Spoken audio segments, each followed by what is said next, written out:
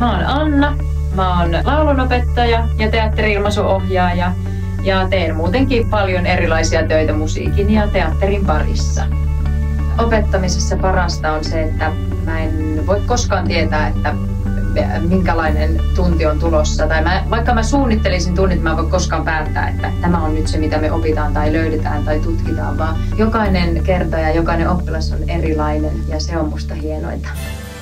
Mä oon semmonen opettaja, joka innostuu aika helposti ja mä pyrin aina luomaan semmoisen turvallisen tilan leikkimiselle ja kokeilemiselle kaikille oppilaille. Mä en myöskään ota itseäni kauhean vakavasti ja mä uskon siihen, että virheitä ei ole olemassa.